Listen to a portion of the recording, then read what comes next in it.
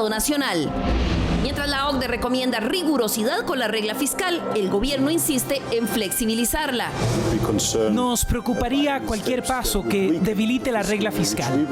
Nosotros mantenemos nuestra idea de hacer modificaciones. Graduar a un estudiante universitario cuesta 4 veces lo que cuesta formar a uno de primaria y secundaria.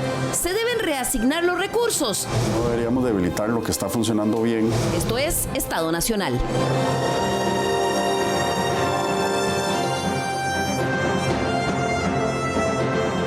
Muchas gracias por acompañarnos nuevamente aquí en Estado Nacional. Es un gusto contar con su sintonía las mañanas de los domingos.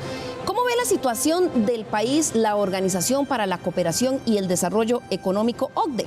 ¿Dónde están los principales desafíos y cómo está el país lidiando con ellos? Ese es el tema que nos va a ocupar el día de hoy. Y para ello nos acompaña el día de hoy don Manuel Tovar, ministro de Comercio Exterior de Costa Rica, quien estuvo bien ocupado esta semana atendiendo la visita de la OCDE. Buenos días, don Manuel. Encantado, Liliana, encantado de estar nuevamente con usted.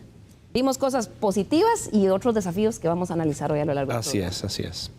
También nos acompaña el día de hoy doña Shirley Saborío, quien es representante del Consejo de Promoción de la Competitividad, un organismo del sector privado que aboga siempre por mejorar la competitividad y que, por supuesto, estuvo doña Shirley muy pendiente de todas estas cifras del informe. Buenos días, Liliana, muchísimas gracias y gracias a toda la audiencia. Sí, la verdad que un desafío enorme. Creo que la OCDE nos plantea un escenario como un país de contrastes.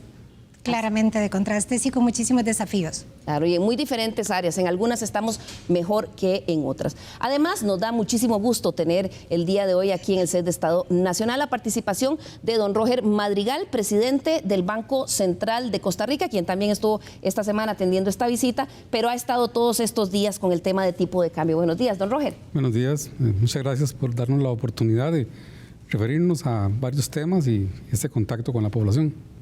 Así es, y el tema del tipo de cambio sin duda es uno de esos que ha acaparado la atención de diferentes sectores. A algunos les ha beneficiado más que a otros. Por eso es que antes de entrar a analizar este informe de la OCDE que se presentó esta semana aquí en el país, quiero aprovechar con don Roger para consultarle sobre este tema de las variaciones del tipo de cambio que ha generado mucha expectativa, dudas y quejas de algunos sectores.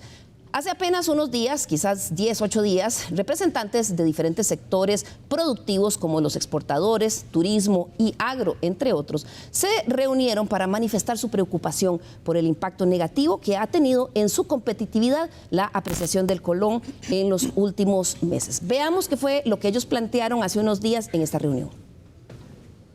Yo les puedo contar muy brevemente a ustedes qué es lo que nos está pasando en café. En café, hoy el promedio anda a $250 y por tipo de cambio estamos perdiendo 30,000 colones por fanega. De acuerdo al promedio que tenemos hoy vendido, fijado, y con el tipo de cambio, la cosecha 21-22 sería mejor pagada 10,000 colones que la 22-23. Comprendo perfectamente las inquietudes y lo que ustedes están sintiendo, porque lo he vivido a lo largo de muchos años y me imagino lo que significan estos números de estar recibiendo 141 colones menos por dólar exportado en las economías de cada empresa y cómo afecta la liquidez de cada empresa.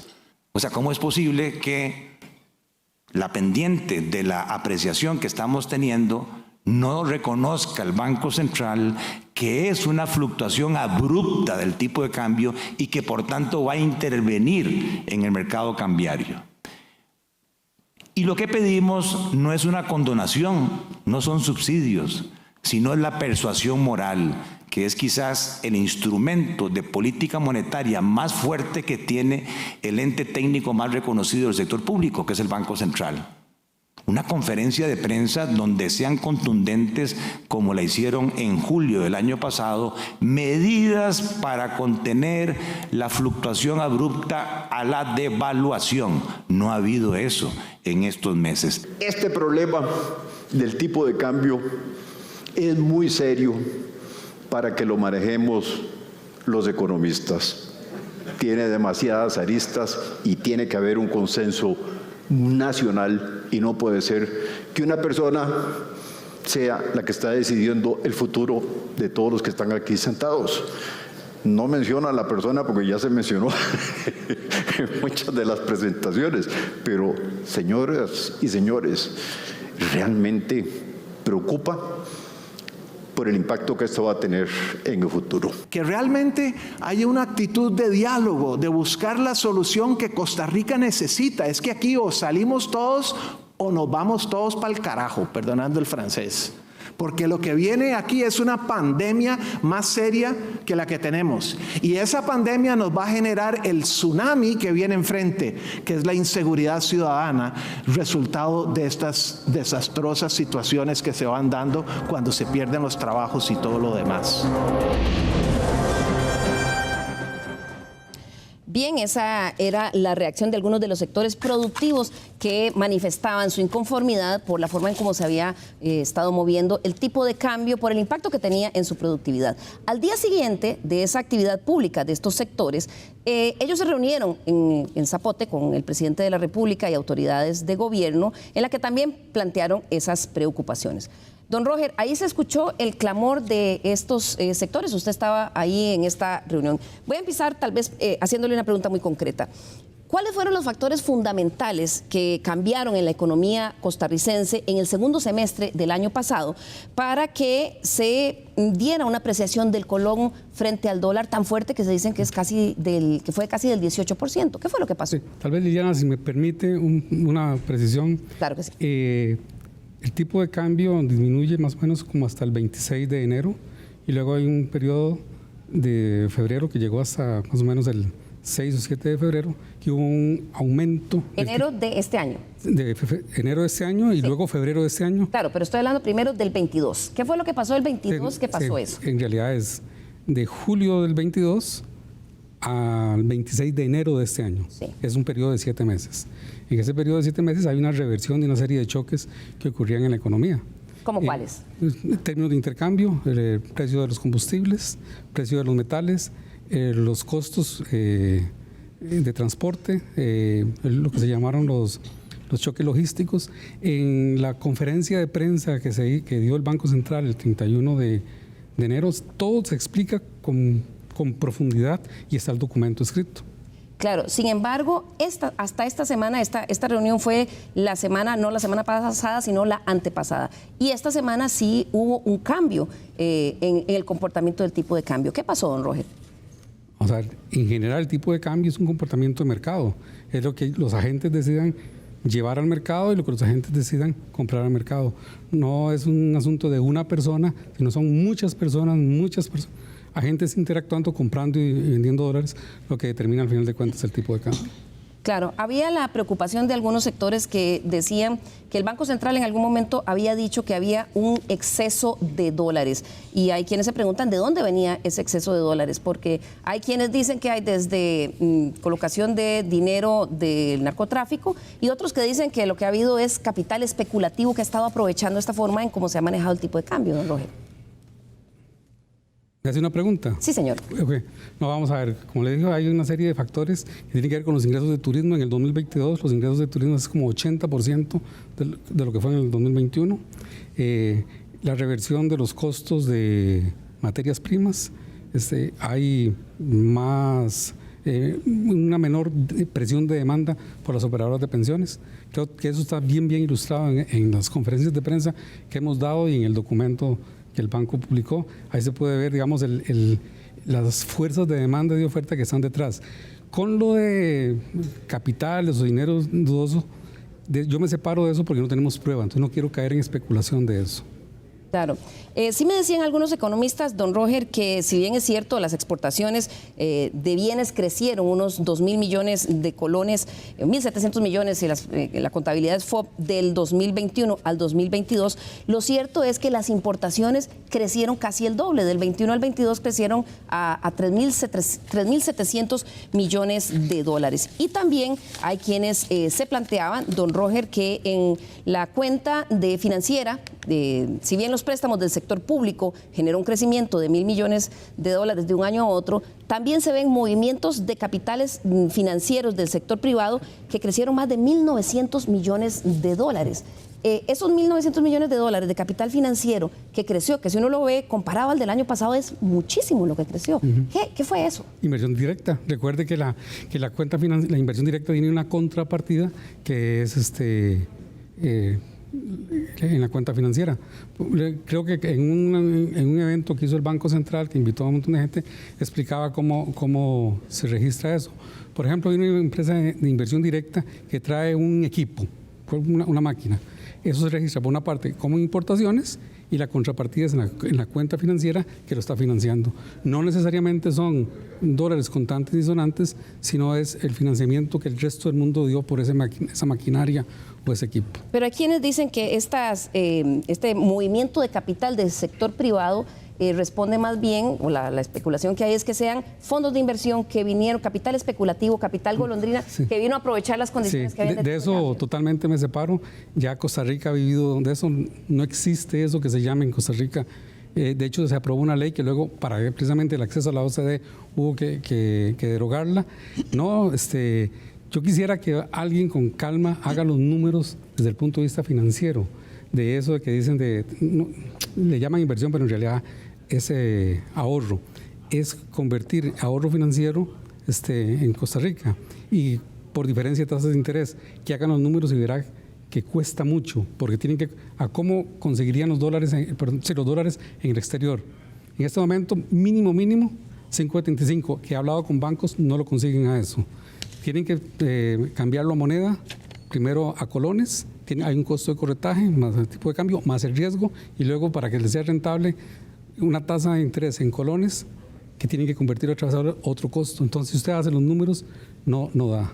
Claro, para ir cerrando este tema y entrar al que nos invitó hoy, que es el informe de la OCDE, sí quiero preguntarle a Shirley Saborío del Consejo de Competitividad, ¿cómo han visto ustedes esto en el impacto en la competitividad del país y cómo vieron esta reversión de la tendencia que se dio estos últimos 8 días?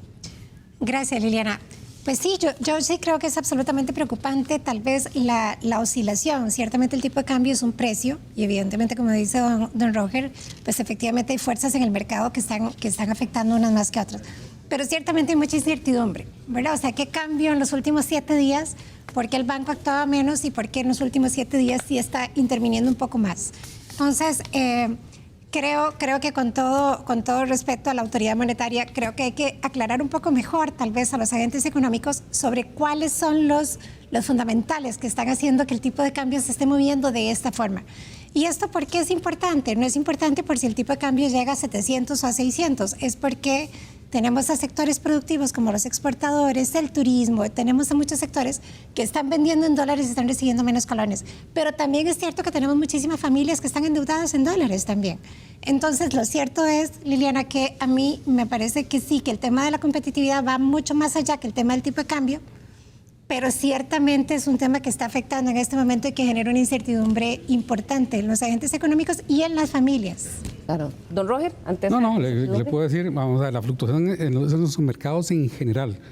Eso, hemos medido la volatilidad promedio en Costa Rica y no es, más bien está por debajo de los mercados que fluctúan. Esa volatilidad existe en todos los mercados. Y existe, y eso lo he insistido con los distintos grupos, existen 2 formas de cubrirse con la volatilidad y en Costa Rica eso existe, lo he consultado, que son las coberturas cambiarias y que por favor más gente, ojalá de forma masiva, utilicen el Monex para la negociación de sus dólares. Claro, decía don Gerardo Corrales en esa actividad que hubo con los sectores productivos que en el Monex solo se movía el 15% de todo lo que se movía en temas de compra de dólares, pero que ese 15% estaba definiendo todo el resto del mercado. ¿Es así, Shirley? Por volumen. por volumen es el 15% de los participantes, pero por volumen ciertamente es un tema que es importante, ¿verdad? Pero también, don Roger, es cierto que en el Monex no participan las personas de a pie. No necesariamente revíselo. participan las personas de a pie. No, revíselo. Está hecho aún más. La crítica es más bien porque el monto mínimo es de $1,000 y la idea es ojalá bajarlo todavía más. Correcto. Y puede cualquier persona, lo digo, y ojalá que se están viendo ahí, cualquier persona puede registrarse en el Monex. Claro. No son para empresas, ni tampoco es un mercado mayorista, es una serie de confusiones. No, correcto, usted tiene razón. Y es cierto que después de la volatilidad se modificó el reglamento para bajar este límite, pero no todo el mundo tiene. No, desde el 2000, desde 2006, cuando empezamos con la volatilidad cambiaria, que se creó el Monex, la barrera de entrada es $1,000. O sea, $1,000 o más usted puede participar en Monex y muchas personas lo pueden hacer. Queremos que muchas personas participen. Entiendo que después de esa reunión que hubo en Casa Presidencial, don Roger, algunos de esos sectores productivos decían que estos movimientos abruptos, el Banco Central no había mandado un mensaje bien claro de que iba a controlar esas distorsiones. Y había alguna expectativa de que esta semana que pasó el Banco Central se manifestara. ¿Van a hacer alguna manifestación en ese? Vamos a ver, tratemos de entender qué fue lo que pasó. El tipo de cambio venía bajando. Entonces, ya que habíamos hecho 2 manifestaciones explicando qué es lo que había pasado, querían una tercera. Pero 8 días después, la tendencia se revirtió y más bien el tipo de cambio aumentó 30 colones. Claro, pero hay quienes dicen que tal vez este cambio, tal vez para aclarárselo al público, si ese cambio de la tendencia se dio después de esta reunión de los sectores productivos o no. No, ya venía de antes. Recuerde que el tipo de cambio antes de esta semana, hoy estamos 9 de febrero, eso es, ¿verdad? Sí. Okay, antes del 9 de febrero. 12 de febrero, eso fue antes del 9 de febrero. Sí. Fue el 26 de enero la última vez porque ya el 31 de enero, cuando dimos la conferencia de prensa sobre el informe de política monetaria, ese día yo dije en la conferencia, hoy es el segundo día consecutivo que el tipo de cambio sube. ¿Qué podemos esperar para los próximos días? Lo que podemos esperar es el mercado, que funcione el mercado. Nosotros somos un país amante de la libertad, decimos que nos gusta la democracia, nos gusta la libertad y los mercados corresponden a esos valores. Doña Shirley, ¿esperan los sectores productivos que el mercado siga definiendo esto? Pues sí, a ver, es un precio y efectivamente siendo un precio uno esperaría que las fuerzas del mercado efectivamente actúen, pero ciertamente donde tenemos un régimen cambiario de flotación administrada, entonces uno esperaría tal vez un poco más de claridad por parte del Banco Central de en qué momento va a intervenir cuando estaba a la baja o en qué momento va a... Y lo digo honestamente, hay gente que dice... ¿Por qué intervino tan tímidamente cuando el tipo de cambio bajaba? ¿Por qué interviene tan agresivamente cuando el tipo de cambio sube? Es una pregunta que está en el... Del 1 de enero del 2020 al 30 de junio del 2022, época de la pandemia. Sí. Lo más duro para el país en los últimos 40 años, lo más duro para la humanidad probablemente en los últimos 100 años. El Banco Central vendió de sus reservas directamente al sector público 2.990 millones de dólares. Y esa es una cosa que he dicho que me da la oportunidad para decirlo.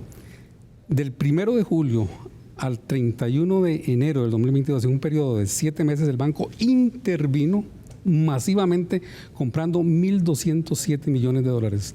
Recuperando reservas. Comprando reservas, poniendo una presión de demanda. Entonces es totalmente contrario a lo que se dice que el banco ha sido tímido, que el banco no ha hecho.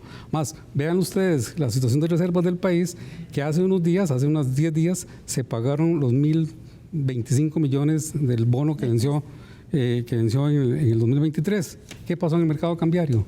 ¿Qué trauma hubo en el mercado cambiario? El país fue capaz de pagarlo y eso es por la recuperación de reservas que ha hecho el banco. Tengo que reconocer que hay otras medidas de política que han colaborado con la recuperación de reservas. Lo que sí tiene que ser cierto con los números, es que vean los números, es que la participación del banco comprando divisas es muchísimo mayor, pero muchísimo más fuerte que lo que hizo vendiendo reservas en el primer semestre del 2022, que eran otros choques. Yo le digo a la gente, y lo dije en la reunión esta con los exportadores y estando el señor presidente, no es el señor presidente, no es el Banco Central, es el mundo que cambió y el banco se ha adaptado a eso y está recuperando reservas. Bien, es que sin duda empezamos con el tema de tipo de cambio porque es uno de los que ha estado dominando las agendas noticiosas, sobre todo de los sectores productivos, pero también, como decía doña Shirley, de las personas que están endeudados en dólares. Otro de los temas que tuvimos esta semana a lo largo de todos estos días fue la visita del secretario general de la Organización de Cooperación para el Desarrollo Económico, la OCDE, para presentar el informe país. Don Manuel Tovar, ministro de Comercio Exterior, estuvo en esta visita. Tal vez recordémosle a los costarricenses qué es lo que analiza este informe y en qué consistió la visita, ministro. Sí, Liliana. Vamos a ver, la OCDE es una organización que evalúa constantemente a los gobiernos de los países que son miembros de la organización. En el seno de la OCDE existe un comité que se llama el Comité de Análisis Económico de Desarrollo, que realiza evaluaciones y monitoreos del comportamiento macroeconómico, monetario, fiscal, comercial, de la política comercial y de inversión del país, y además, en este caso que nos ocupa, abordó un capítulo dedicado al estado de la educación del país. Son evaluaciones, digámoslo así, continuas, periódicas, que se les realizan a cada país miembro de la OCDE cada 2 años. Ya Costa Rica es la cuarta vez que se somete a esta evaluación. Empezamos en el 2016, cuando estábamos en el proceso de adhesión, y esta es la primera evaluación de esta naturaleza que se realiza ya como país miembro. Estamos a punto de cumplir el 2º aniversario, y en esta ocasión tuvimos el honor de acoger al secretario general de la OCDE para divulgar a la población costarricense los hallazgos y las recomendaciones que emanan de este estudio. Ya vamos a ver esos hallazgos y recomendaciones, pero señor ministro, ¿cuál es el mensaje también que trae el secretario general cuando viene a presentar un reporte de estos al país? En primer lugar, el mensaje principal es: aquí estoy para ayudarles. La OCDE es una organización que lo que busca es ayudar a los países a transformarse, a convertirse en una mejor versión de sí mismos. Y el ofrecimiento que le ha hecho al presidente de la República, al gobierno y también a los diputados, porque también tuvo la posibilidad de interactuar con el Parlamento, fue: por favor, aquí está la organización a la que tanto ustedes aspiraron a incorporarse, a la que tantos esfuerzos desplegaron en reformas, pues somos como una vaca que en vez de leche estamos llenas de conocimiento, así que por favor, recurran a ordeñarnos cuando lo necesiten y apoyarles en sus procesos de transformación. Claro, el reporte tiene múltiples datos, pero vamos a ver algunos de ellos. Según la OCDE, el país, aunque avanza, sigue arrastrando grandes desafíos. La urgencia de mantener la regla fiscal, eliminar exenciones a los impuestos que hay en algunos sectores y también contener el gasto público, además de mejorar la educación, son las principales recomendaciones. Veamos el siguiente resumen. El equipo de la OCDE realizó la revisión de la situación económica y políticas nacionales el 6 de octubre del año pasado. El panorama, según ellos, es claro. Aunque Costa Rica se ha recuperado bien tras la pandemia, las perspectivas de crecimiento no son buenas. Es por eso que entre sus principales recomendaciones está mantener la política monetaria restrictiva para asegurar el regreso a la meta de inflación de un 3%. También asegurar una implementación completa y oportuna de la regla fiscal. Esto, a pesar de que el gobierno ha intentado varias veces, mediante un decreto y ahora con un proyecto de ley, flexibilizar la regla. Incluso con las recomendaciones de la OCDE, el ministro de Hacienda defiende su intención de flexibilizar. En el tema de gasto de capital tenemos una preocupación grande. Nosotros empezamos la consolidación fiscal a un nivel muy alto de relación deuda-PIB y esto atenta contra la capacidad de inversión del Estado.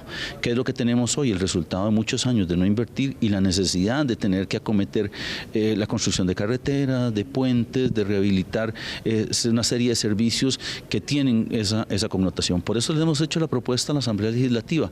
Creemos que el proceso de construcción parte de 2 elementos fundamentales: la propuesta del gobierno y el análisis que se haga a nivel de la Asamblea Legislativa. En este sentido, nosotros mantenemos nuestra idea de hacer modificaciones. El jefe de la fracción del Frente Amplio coincide en que hay cosas que ajustar. En el detalle de esta regla fiscal en preciso, la aprobada en la Ley 9635, es cada vez más evidente que hay problemas de diseño, que no solo no permiten cumplir con ese objetivo de tener una senda de crecimiento del gasto que sea estable, que no tenga explosiones, sino que termina impidiendo también el desarrollo institucional. Sin embargo, la entidad asegura en su informe que la regla fiscal es todavía la única herramienta de anclaje fiscal que tiene Costa Rica. La OCDE también insiste en que Costa Rica debe mejorar la eficiencia y calidad del gasto público. El país ha desatendido los gastos de capital, lo que tiene múltiples consecuencias. Por ejemplo, el rezago en infraestructura. Según los indicadores de competitividad global del Foro Económico Mundial, nuestro país tiene una posición bajísima en el índice de calidad de carreteras. Por eso, la entidad insiste en que por el lado del gasto se debe contener la presión de la masa salarial estatal. Y es que por un lado, el empleo público representa un porcentaje muy bajo del total del empleo nacional, cercano apenas a un 12%. Sin embargo, la remuneración de esos empleados públicos se lleva una gran parte de los ingresos totales del gobierno. Es decir, pagar los salarios de los empleados públicos requiere más de la mitad de los ingresos totales del gobierno. Porcentualmente, eso es más del doble que el promedio de los países de la OCDE. Y en promedio, los salarios del sector público en Costa Rica son casi un 50% más altos que los del sector privado. Por eso, otra de las recomendaciones críticas del informe es que en el país se aplique plenamente la Ley Marco de Empleo Público. Esto, a pesar de que hasta ahora el Ministerio de Planificación sacó a consulta la reglamentación de la ley, que desde ya es adversada por los sindicatos. La Ley de Empleo Público tiene en sí misma algo que la va a hacer inefectiva, porque la misma sala ordenó que se hicieran 2 sistemas salariales prácticamente. Y el artículo 6 de la Ley de Empleo Público ya trae en su redacción la posibilidad de que en entes públicos de autonomía haya empleados de un carácter y empleados de otro carácter. Por el lado de la mejora de los ingresos, señalan que se debe hacer aún más por mejorar el sistema de recaudación del país, pues actualmente el 60% de nuestros impuestos se cobran fuera del Ministerio de Hacienda. Para cobrar los 99 tributos actuales se usan 93 plataformas informáticas distintas a través de 143 instituciones públicas. El informe sugiere que si el país se decidiera en serio a descentralizar y digitalizar el sistema tributario, se podría generar ahorros de hasta un 1% del PIB. Por eso también la OCDE señaló la urgencia de eliminar exoneraciones como la que tiene el impuesto al salario escolar y también de la que gozan las cooperativas. En este punto, algunos sectores tienen sus diferencias. Respecto al salario escolar en preciso, yo no coincido con esa lectura. Creo que si vamos a establecer reformas en materia de progresividad en el impuesto sobre la renta, no se puede iniciar bajo ninguna condición con ingresos de las personas trabajadoras. No es posible que a mí me digan que el arranque de una discusión sobre el aumento de la carga tributaria a través del impuesto sobre la renta inicie por un ingreso que reciben personas trabajadoras, pero no respecto a reformas necesarias para evitar que megaempresas terminen reportando durante años consecutivos 0 ganancias y no reporten, por tanto, pago de impuestos sobre utilidades. Hay unas 330 leyes que nunca no han querido tocarse porque la mayoría de esas exenciones y de esas exoneraciones son de sectores de alto poder de ingreso. En cuanto a la productividad nacional, la OCDE señala la reducción de la informalidad como una de las principales medidas a tomar. Esto porque las cargas sociales de la planilla representan un 37% del costo de los salarios y un 72% son pagados por los empleadores. Están entre los más altos a nivel internacional. Esa es una de las razones por las que cerca de un 45% del empleo total de nuestro país está en la informalidad. La OCDE dice claramente, Costa Rica es el país o uno de los países que tiene las cargas sociales más caras de toda la OCDE. Estamos por encima del promedio de la OCDE.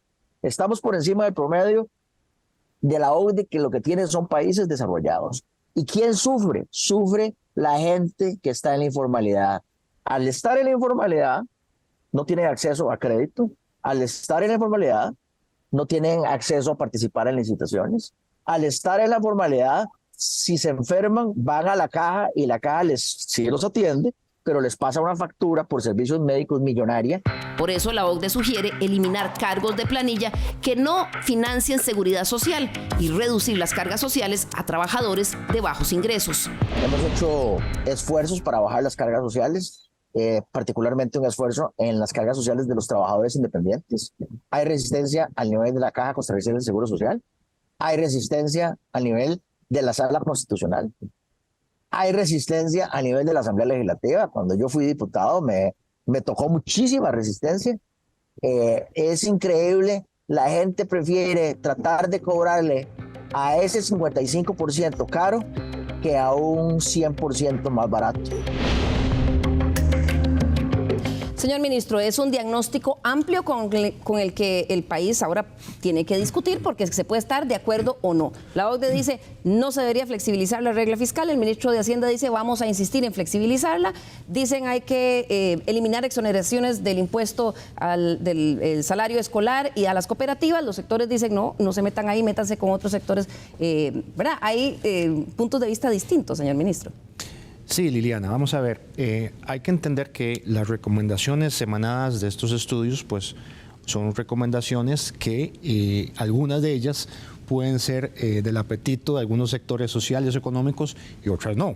Estamos en un régimen democrático y pues tenemos diversidad de criterios. Lo importante es que ellos trazan una ruta y ellos elaboran recomendaciones, emanan recomendaciones para mejorar el desempeño económico del gobierno de Costa Rica también, de nuestro sistema educativo, con base a evidencia, con base a datos, no con base a ocurrencias.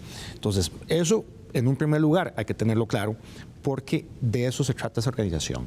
Ellos se basan en evidencia empírica, en datos. Ahora bien, sí, es un debate. No es que lo que dice la OCDE lo hay que hacer, pero sí lo que dice, lo dice por algo. Y porque hay otros países que son de esa organización que también han transitado por los mismos desafíos que Costa Rica está transitando en estos momentos. Pero ese estudio no solamente señala los retos que como país y como economía debemos emprender, pero también destaca las cosas positivas que hemos hecho. Y esto también es importante resaltarlo porque es lo correcto, es lo justo, en el sentido que ya Costa Rica ha venido implementando y acogiendo algunas de esas recomendaciones que por muchos años, desde que empezamos este ejercicio en 2016, no lo habíamos hecho y que en este gobierno ya hemos tomado algunas medidas. ¿Roger? No, yo quisiera tal vez un poquito de prudencia con lo que dijo el señor Corman y lo que no dijo. Él dice que hay que mantener la regla fiscal, pero no dice que no hay que cambiarlo. De hecho, está por escrito una de las recomendaciones que debe ser revisada en el mediano plazo. Creo que ya estamos en el tercer año, eso clasificaría como mediano plazo. No, pero hay problemas de diseño que van contra la lógica económica, que conspiran, de hecho, contra la sostenibilidad de las finanzas públicas, contra la racionalidad del gasto público, que pueden ser revisados perfectamente, ya de una manera más tranquila, desapasionada, cuáles son las cosas que hay que modificar sin que se debilite la regla fiscal. Una cosa es decir que no se debilite, otra cosa es decir no cambiarla porque como está, tiene problemas de diseño. Justamente eso era lo que decía el jefe de fracción del Frente Amplio. Shirley, muy brevemente antes de irnos a pausa, ¿cómo vieron ustedes en términos generales este reporte? A nosotros como Consejo de Competitividad debo decirles que hace 4 años tomamos como bandera las mejores recomendaciones de la OCDE. O sea, la verdad que lo que dijimos es hay que aprender de los que ya hicieron, de los que ya pasaron por ahí. Y nos encanta, por ejemplo, tener un diagnóstico exhaustivo sobre el tema de educación. Eso nos encanta. No nos dicen cosas nuevas, pero si nos lo dice la OCDE y nos lo pone en comparación con otros países, nos pone la ruta mucho más clara. Y claramente es preocupante. O sea, en educación tenemos una tarea pendiente. Ahora lo vamos a ver, Shirley, en la segunda parte. Vamos a ir a nuestra primera pausa comercial y vamos a ver qué dijo la OCDE sobre el tema de educación. Como dice ella, nada nuevo, pero hay que tomar acciones. Ya volvemos.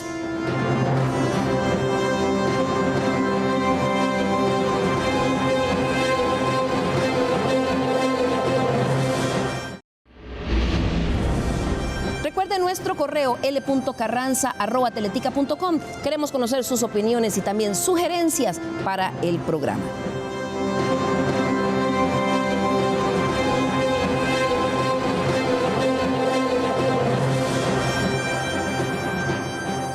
continuar con nosotros hoy que estamos analizando el informe País 2023 de Costa Rica que hizo la Organización para la Cooperación y el Desarrollo Económico, la OCDE. En Estado Nacional conversamos con Matías Corman, el secretario general de esta organización que visitó el país. Este es un extracto de la conversación que tuvimos con él. ¿Cómo califica la situación de Costa Rica tras presentar el informe esta semana? La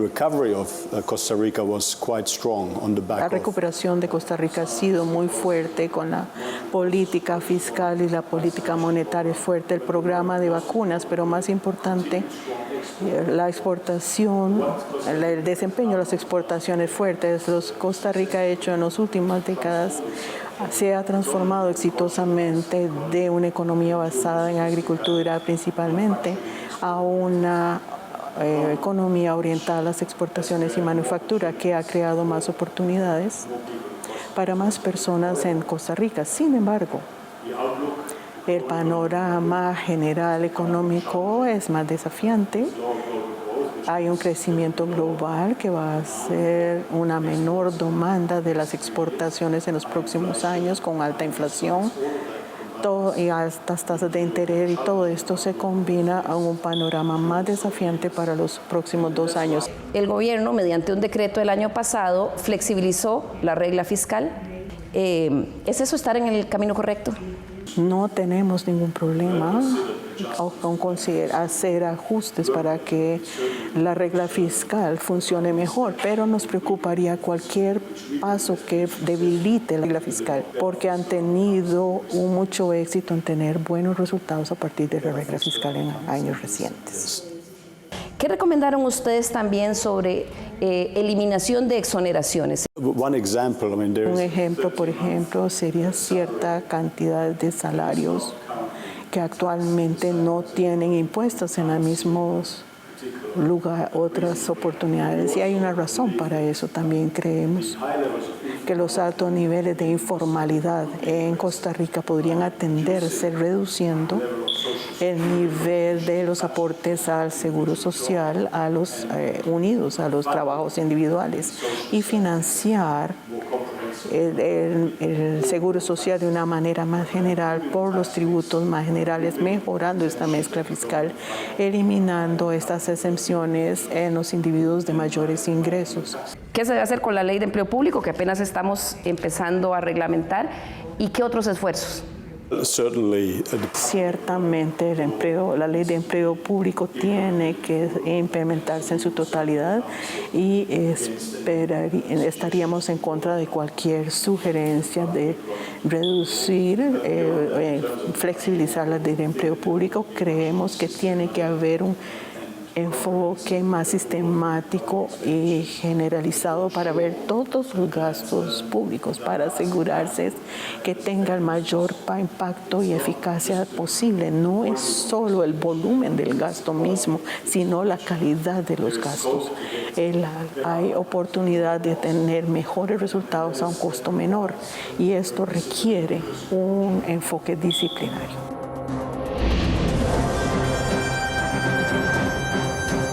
Esa es parte de las observaciones que hicieron.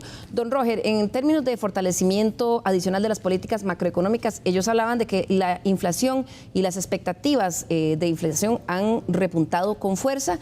¿Qué recomiendan en ese tipo y cómo vieron ustedes esa recomendación?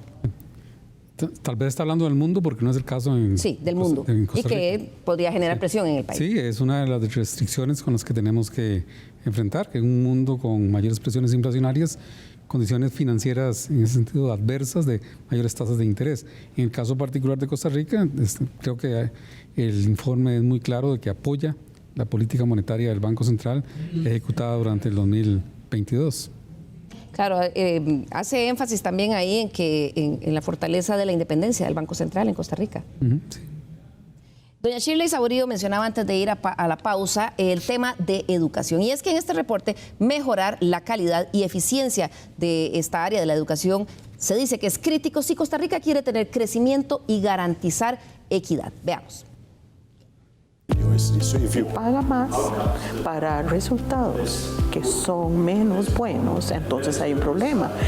Esta afirmación ha sido repetida por la OCDE varias veces, pero la situación sigue empeorando en el país. Un síntoma de que algo no estamos haciendo bien en materia de educación es que actualmente cerca de un 50% de los jóvenes entre 25 y 34 años tiene educación secundaria incompleta. Por eso, la institución asegura que se debe redirigir el gasto de educación universitaria hacia la primaria y secundaria. Es urgente dar más apoyo a estudiantes en riesgo de exclusión educativa, mejorar la infraestructura de escuelas y colegios, fomentar la digitalización de la educación y mejorar la calidad de los docentes. Según el informe de la OCDE, el crecimiento del gasto público en educación ha venido disminuyendo, pero lo que se ha visto más afectado son los sectores de preescolar, primaria y secundaria. Por eso, entre otras recomendaciones, señalan que el Estado implemente transferencias de dinero para niños pobres, ampliación de la cobertura de educación temprana a niños menores de 4 años, identificar a aquellos estudiantes con bajo rendimiento y dar apoyo específico, así como modificar los mecanismos de financiamiento a universidades estatales, ligándolo a objetivos. Y es que según la OCDE, se deberían redirigir recursos de educación superior a primaria y secundaria. Las universidades públicas toman con distancia estas observaciones. Bueno, yo no estoy de acuerdo, por supuesto, porque me parece que no deberíamos debilitar lo que está funcionando bien para arreglar lo que se supone que no está funcionando bien. Yo creo que como país tenemos que hacer un esfuerzo de mantener la calidad en todos los niveles. Y me parece que es un falso dilema decir que para arreglar primaria vamos a desarreglar la educación superior. Lo que deberíamos es trabajar todos juntos por mejorar la educación. Según la OCDE, actualmente el gasto por estudiante universitario en el país es 4 veces más alto que el de formar uno en primaria o secundaria. Señalan también el hecho de que un 70% del presupuesto de las universidades públicas se va en pagar salarios. Por eso sugieren que se debe modificar el sistema salarial actual. Esa medición por estudiante yo creo que no recoge toda la complejidad de lo que se hace en las universidades públicas, donde hacemos muchísima investigación y desarrollo.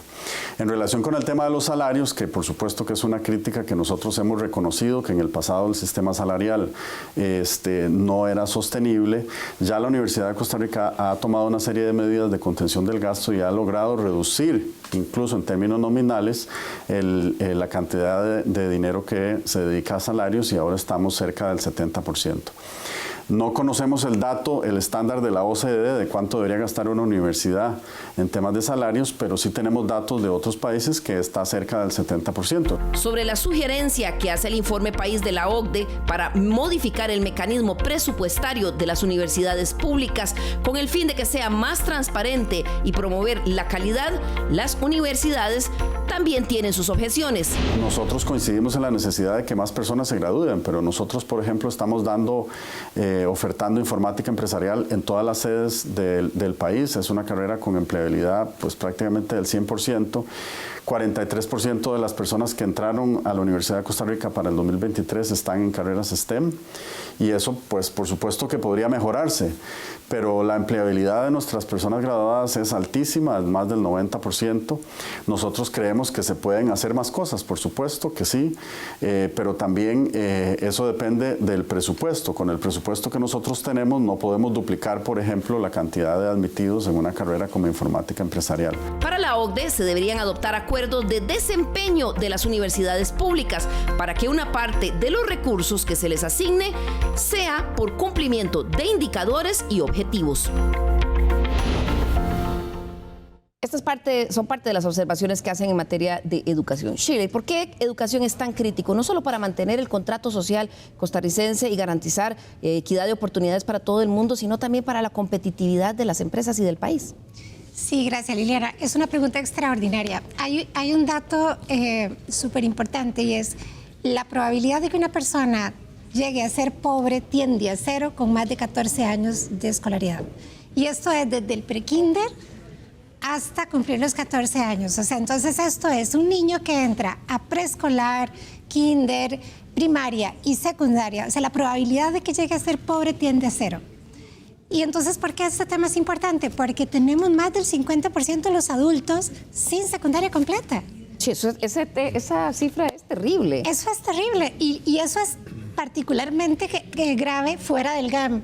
Y aquí tenemos al señor ministro de Comercio Exterior, que hace un esfuerzo extraordinario para llevar inversión fuera del GAM. Y estamos trabajando desde el Consejo de Competitividad, por ejemplo, en capacitaciones técnicas cortas, en upskilling, reskilling, que estén centradas en personas en condiciones de desempleo. Pero no es suficiente. Claramente, los esfuerzos que hacen las universidades son importantes. No es suficiente. Las personas que están en esa universidad, se invierte, la matriz se invierte. En las universidades públicas normalmente se estudia tiempo completo, porque normalmente es una educación mucho más barata. Y entonces la gente que venía de colegios tal vez privados pueden estudiar en universidades públicas y pagan menos. Y la gente que necesita trabajar para estudiar va a una universidad privada.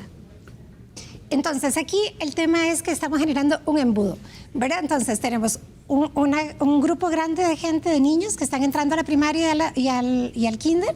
Luego se nos hace el embudo a la mitad de la secundaria y luego se nos hace aún más pequeño cuando estemos en la universidad. Entonces, sí, claro que tenemos un problema, Liliana, con el contrato social, y es el tema de la pobreza y la desigualdad que estamos teniendo. Entonces, claro que la OECD nos venga y nos plantee propuestas y desafíos país, como dice el señor ministro de Comercio Exterior, es importante que el 60% del presupuesto de las universidades se vaya a salario de los profesores.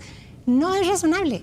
Claro, pero también me decían los representantes de las universidades que es una cosa que hay que plantearse también, y es el tema de la subejecución presupuestaria del dinero que tiene el Ministerio de Educación Pública para primaria y secundaria, es decir, recursos que están ahí y que no se ejecutan. Entonces sí planteaban un planteamiento, digamos, razonable de, sí, claro, debemos revisar si hay que pasar recursos de educación terciaria, primaria y secundaria, pero veamos primero si se está utilizando bien los recursos que tenemos. También decía la OCDE de Chile que se debe ampliar la cobertura de educación temprana para niños menores de 4 años. Y esto sugiere también, por supuesto, mayor inversión en redes de cuidado para que las mujeres puedan acceder a mejores trabajos. Así es. Y el 90% de las mujeres que están de los hogares que están en condiciones de pobreza no tienen estos niños estos accesos a estas educaciones tempranas. Entonces, al final de cuentas, lo que estamos haciendo es replicando estos círculos de pobreza. Entonces, hay que hacer efectivamente política pública que permita entonces que tengamos una red de cuidado muchísimo más amplia que le permita a estas mujeres salir a trabajar. Porque además también la OCDE nos lo dice, tenemos un desafío en productividad. Veámoslo ahí, Shirley, ahí tenemos un gráfico, voy a pedirle a nuestros compañeros que nos los presenten. Dice, nuestro nivel de productividad es relativamente bajo en comparación con niveles internacionales. Shirley, ahí lo tenemos, la barra roja es Costa Rica. Correcto, y cuando somos un país que tenemos además el problema de los países europeos y desarrollados, y es que cada vez las mujeres queremos parir menos, ¿verdad? Tenemos una tasa de natalidad cada vez menor. Entonces, el bono de productividad de la economía de Costa Rica pasa por la incorporación de las mujeres al mercado laboral. Y eso es absolutamente innegable. Resulta que las mujeres, además, no solamente somos mejores estudiantes, sino que estudiamos más años, tenemos más años de escolaridad.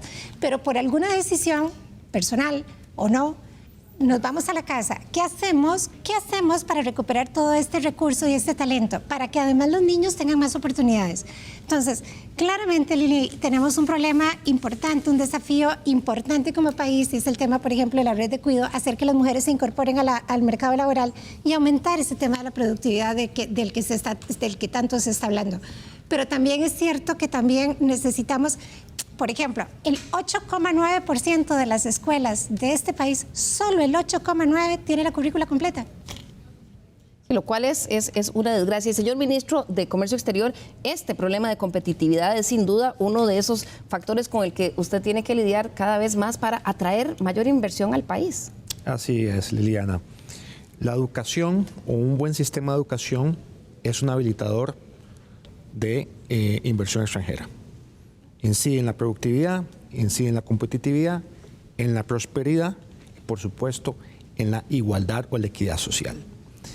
Uno de los primeros retos que me plantearon cuando asumí como ministro de Comercio Exterior y de Inversión era el tema de talento humano, que este reporte bien lo destaca. Ciertamente hay algo que no calza en Costa Rica, y no calza el talento humano que demandan los inversionistas y los generadores de empleo que están en el país.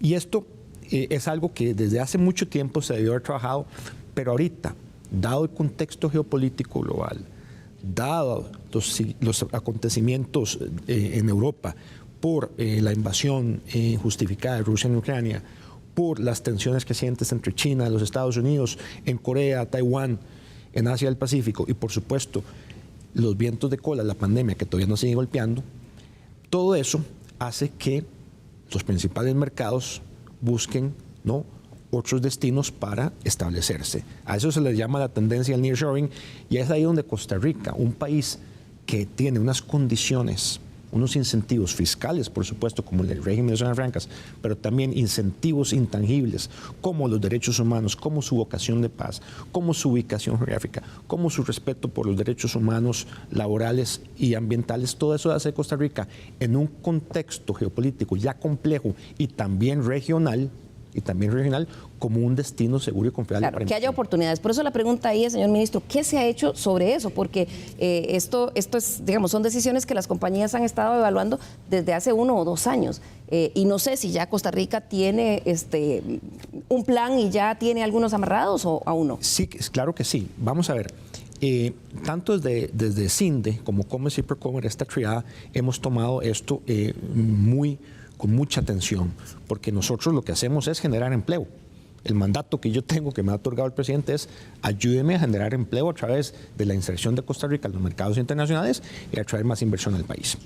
Entonces, esto solo puede ocurrir, y el éxito de ello pasa por una fórmula, por una asociación, por una alianza entre academia, pero ya se ha hecho. La pregunta es, ¿este año ya hay empresas que se tienen en el pipeline, que están listas para llegar, o aún estamos en la parte técnica? No, hay empresas que están a punto de llegar. Ciertamente yo no le puedo anunciar ni anticipar hasta que las mismas pero empresas... Pero están esperando algunas. Sí, señora. Sí, porque señora. El reporte también decía, señor ministro, que Costa Rica tiene que lograr una mayor cobertura de los beneficios de la integración comercial y que es necesario impulsar la productividad en el sector agrícola, porque ahí nos hemos quedado un poco rezagados. Sí, el sector tiene muchos retos que vienen de muchos años y que no han sido atendidos como se deberían haber atendido. Y hemos escuchado los clamores y las inquietudes que este sector ha planteado como consecuencia de la política comercial que venimos impulsando desde que asumimos este gobierno. Hace escasos días o semanas, el ministro Víctor Julio Carvajal lanzó la Estrategia Nacional de este sector, en la cual pues básicamente atiende y acoge muchas de esas recomendaciones que ya ha dictado la OCDE para hacer el sector más productivo. Hablando de acceso a los agroquímicos, mejoras de financiamiento, semillas, etcétera. Entonces, claro, pero a veces da la impresión de que esos son planteamientos y no sé si ya se han traducido en acciones reales. Bueno, hace poco se publicó el reglamento de agroquímicos, que es algo que era pendiente, una deuda pendiente desde hace muchísimos años. Eso no es un tema menor. Eso para nada es un tema menor. Vea, para Costa Rica, una economía pequeña de apenas un mercado, 5 millones de habitantes, de consumidores, nosotros no tenemos opción. La inserción en los mercados internacionales es el camino, y es el camino que Costa Rica eligió hace ya más de 30 años o más, donde decidimos incorporarnos más al mundo, más a la economía internacional. Hemos sido un miembro activo de la Organización Mundial del Comercio, hemos sido líder también, hemos negociado acuerdos comerciales preferenciales con 2/3 partes del PIB mundial, con 1/3 parte de la población del mundo, un mercado muy amplio. Hemos lanzado nuestra intención de acercarnos hacia la Alianza del Pacífico, el Acuerdo Transpacífico, donde está Japón, una economía, la única del G7 con que no tenemos una relación comercial preferencial. Ambos ejercicios nos han dado un espaldarazo a la OCDE, porque han dicho, este es el camino correcto para una economía como la costarricense. Claro. Don Roger Madrigal, en el Banco Central ustedes llevan el pulso y ahí sí, ustedes confirman con cifras que sí, sigue ese crecimiento dinámico y fuerte de los sectores que están en zonas francas, pero el resto de los sectores, ¿cómo los ven ustedes para este año? Sí, hay una recuperación de ambos. Bueno, zonas francas y perfeccionamiento activo muestra tasas de crecimiento de 2 dígitos. Y la parte que llaman el régimen definitivo muestra un crecimiento mucho menor, crecimiento al fin y al cabo, pero menor. Hay que trabajar en mayores encadenamientos. Pero quiero devolverme a la pregunta que hizo por qué la parte de educación es importante. Y yo vi las respuestas aquí, las respuestas fueron desde el punto de vista de la equidad y la inclusión. Pero hay una razón más fuerte, una razón igualmente fuerte, que es una razón económica. Cuando se habla de crecimiento económico, el crecimiento económico depende básicamente de 3 o 4 cosas. Cantidad y calidad de los factores de la producción, de las tecnologías utilizadas y la calidad de las instituciones, entendiendo institución como regla o conjunto de reglas para dirimir un conflicto. Entonces, con la educación se mejora la calidad de los recursos que tiene el país. Y es una regularidad en múltiples modelos de crecimiento económico, lo pueden revisar, que lo que hace la diferencia entre un país de alto crecimiento y bajo crecimiento, o de alto nivel per cápita y bajo nivel, es lo que se denomina la razón de capital per cápita, o sea, bienes para la producción por persona que ayudan a la producción. Y en el caso de un país como Costa Rica, que no tiene materias primas, no tiene, el principal recurso es el recurso humano. Y la gente educada, con mejor conocimiento de idiomas, que saben usar computadoras, con cierto tipo de habilidades, es lo que se denomina capital humano. Entonces la educación es para ayudar al crecimiento económico. Y ahora, en cuanto a lo de las zonas francas, es exactamente zonas francas y perfeccionamiento activo. Hay en el informe que publicó el Banco Central, el informe de política monetaria, hay un recuadro, le aconsejo, está cortito, a la gente que lo lea, que habla de qué es eso, cuáles son los incentivos que hay, etcétera, para entender un poco de qué es. Y hay más de un tema, hay temas tributarios, temas de equidad, etcétera. Claro, de infraestructura y demás. En cuanto a eso. Y entonces, sí, hay un crecimiento muy alto, facilitando la relocalización de empresas, y sí, hay una lista de empresas que vienen para Costa Rica. Bueno, ojalá que esas sean buenas noticias. Se nos acaba el tiempo. Voy a pedirle a nuestros invitados que en un minuto, ojalá menos, nos den una reflexión de cierre. Voy a comenzar con usted, Shirley Saborío, del Consejo de Competitividad. Muchas gracias, muchas gracias. Creo que tenemos unos desafíos país enormes. Me parece que no dio tiempo, pero para hablar del tema de competencia, por ejemplo, es un tema que es absolutamente relevante y que la OCDE nos está diciendo. Cuando tenemos empresas estatales que juegan un rol importante dentro del mercado, tenemos que promover la competencia. No se vale que hayan empresas que lo que estén haciendo es competir por el mercado, cuando lo que necesitamos son empresas compitiendo en el mercado. ¿Quién gana cuando hay competencia? El consumidor. El consumidor. Entonces, el tema de competencia es un tema primordial y el tema de la educación es un tema esencial y es una responsabilidad de ayer, de hoy y de mañana. Y yo nada más quisiera decirle al señor ministro, además, que suma a la inversión nacional. La inversión extranjera es importantísima, la inversión nacional es absolutamente relevante y para ello los encadenamientos productivos de los que también nos habla el informe de la OSDE. Perfecto, doña Shirley, muchas gracias. Continúo con usted, don Roger Madrigal, presidente del Banco Central. Bueno, recomiendo que se vea el informe. El informe tiene 2 capítulos, uno sobre economía y el otro sobre educación. El de economía tiene 4 apartados: condiciones macroeconómicas, competencia, competitividad, inclusión y crecimiento verde, que no hemos hablado nada de eso, pero que se habla en el informe. Y sí, el de competencia es crítico. Nada más que en competencia en Costa Rica no solamente es el sector público, hay serios problemas con el sector privado en materia de competencias. Costa Rica es un país pequeño en monopolios y oligopolios y vea las terribles, las feroces resistencias cuando se quiere abrir un mercado. Lo hemos visto en varios casos, son obvios y siguen, y es parte muy probablemente de los grandes retos de esta administración, de romper esas barreras al comercio. Muchas gracias, don Roger. Esperamos tenerlo muy frecuentemente aquí en Estado Nacional. Concluyo con don Manuel Tovar, ministro de Comercio Exterior. Bueno, el compromiso del gobierno del presidente Chávez es firme en continuar por la senda de la reforma. Él entiende muy bien y él ha respaldado este proceso antes como ministro de Hacienda, ahora como presidente de la República, cosa que es muy importante, porque el valor de esta organización es muy, muy, muy fuerte. Tiene un valor comparativo para ver dónde estamos y hacia dónde queremos llegar, pero también tiene un valor sustancial.